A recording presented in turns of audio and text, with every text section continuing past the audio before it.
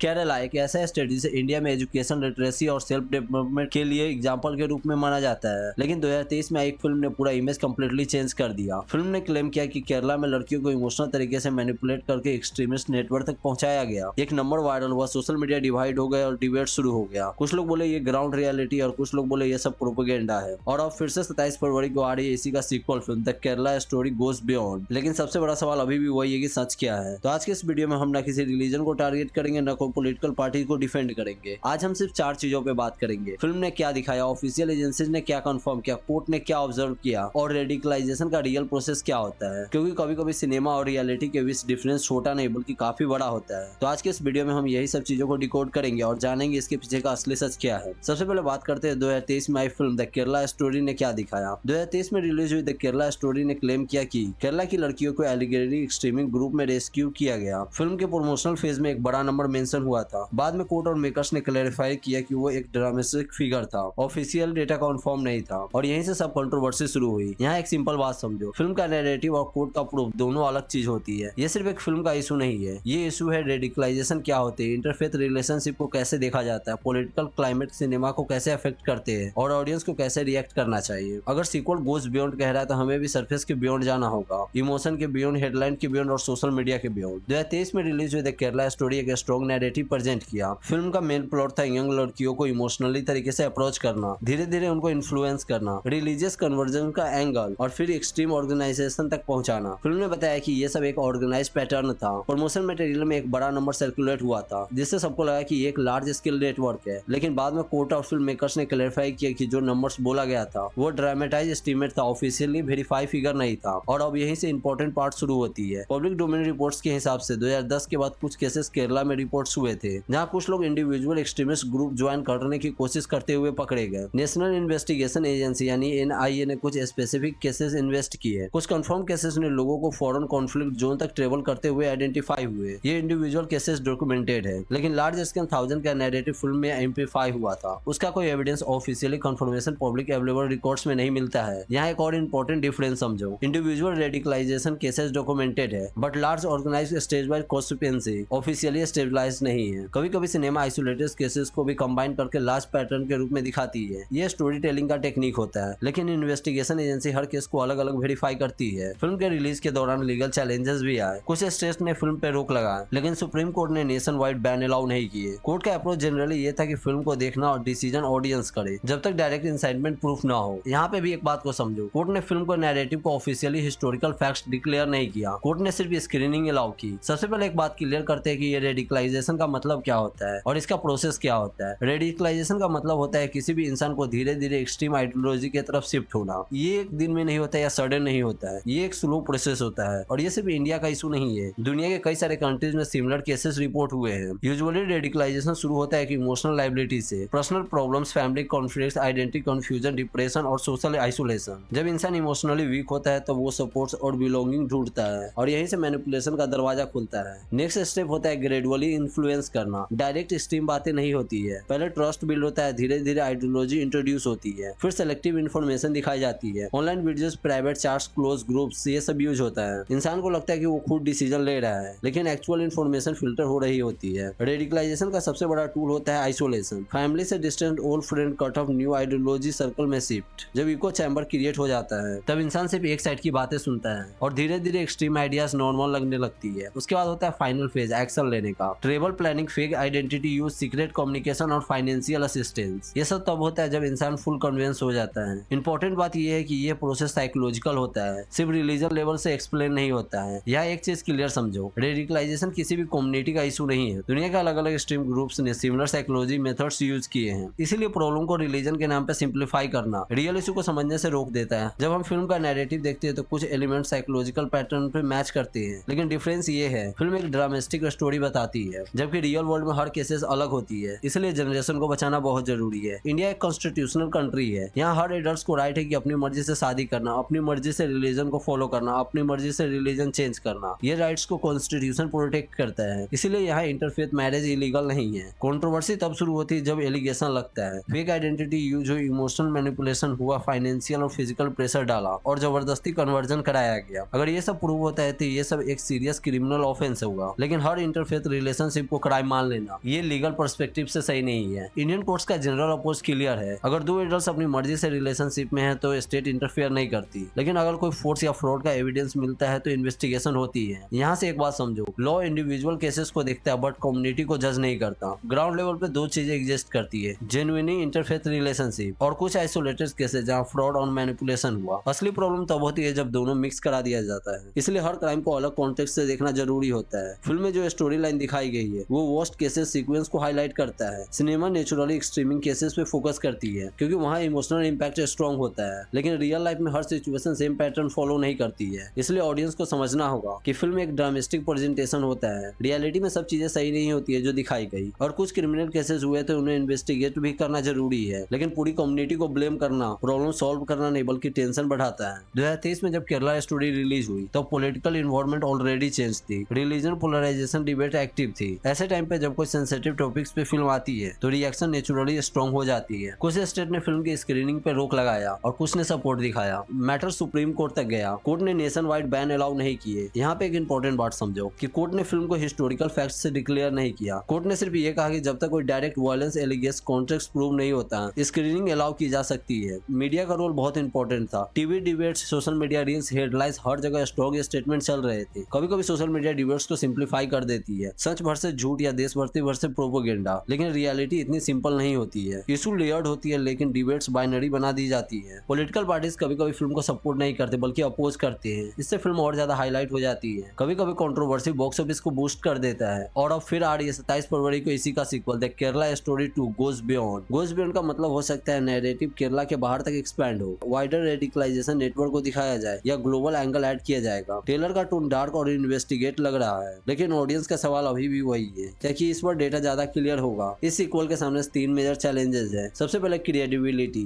अगर film strong claim करती है तो ऑडियंस प्रूफ एक्सपेक्ट करेगी। दूसरी बैलेंस, सेंसिटिव टॉपिक पे ओवर स्टेटमेंट कंट्रोवर्सी क्रिएट कर सकती है। और तीसरी रिस्पॉन्सिबिलिटी, फिल्म अवेयरनेस क्रिएट कर सकती है लेकिन फियर और डिसीजन भी क्रिएट कर सकती है। सीक्वल को डिसाइड करना होगा कि वो इम्पैक्ट के लिए ड्रामेटिक करेगी या डॉक्यूमेंट के साथ क्लैरिफाई देगी। इस डिबेट का कोर इशू रिलीजन नहीं है, इसका रियल इशू है radicalization, online manipulating, emotional exploitation, human trafficking pattern. ये प्रॉब्लम रियल है, लेकिन इसको समझने के लिए हमें डेटा और कॉन्टेक्स्ट दोनों चाहिए। हम अक्सर फिल्म को देखकर इमोशनल हो जाते हैं, लेकिन इमोशनल रिएक्शन और इन्फॉर्मेशनल रिएक्शन अलग होते हैं। अगर फिल्म स्ट्रॉन्ग क्लेम करे तो चेक करो क्या सोर्सेज मेंशन हुआ है, क्या ऑफिशियल डेटा सपोर्ट करता है, क्या मल्टीपल रिपोर्ट सेम बातें करती है। क्रिटिकल थिंकिंग बहुत जरूरी है, सच यूजुअली एक्सट्रीम साइड पे नहीं होता है। कुछ रेडिकलाइजेशन केसेस डॉक्यूमेंटेड है। द केरला स्टोरी 2 को देखने से पहले ये बात याद रखिए, फियर स्ट्रॉन्ग इमोशनल है लेकिन फैक्ट्स स्ट्रॉन्ग होने चाहिए। सिनेमा पावरफुल मीडियम है लेकिन रेस्पॉन्सिबिलिटी ऑडियंस फिल्म मेकर्स दोनों की है सच को समझने के लिए। इमोशन से ज्यादा इन्फॉर्मेशन जरूरी है। आपको क्या लगता है, क्या सीक्वल क्लैरिटी दिखाएगी या कंट्रोवर्सी को बढ़ाएगी? अपना ओपिनियन कमेंट में जरूर लिखिए, लेकिन रेस्पेक्टफुली, क्योंकि डिस्कशन तब हाईलाइटेड होता है जब डिबेट सिविक्स होती है। अदरवाइज वीडियो पसंद आए तो वीडियो को लाइक एंड चैनल को सब्सक्राइब जरूर करना, क्योंकि ऐसे ही अमेजिंग वीडियोस और फिल्मी अपडेट्स मैं लाते रहता हूँ। तो चलिए मिलते हैं नेक्स्ट वीडियो में एक नए टॉपिक के साथ। तब तक के लिए stay dynamic with AV dynamic studio.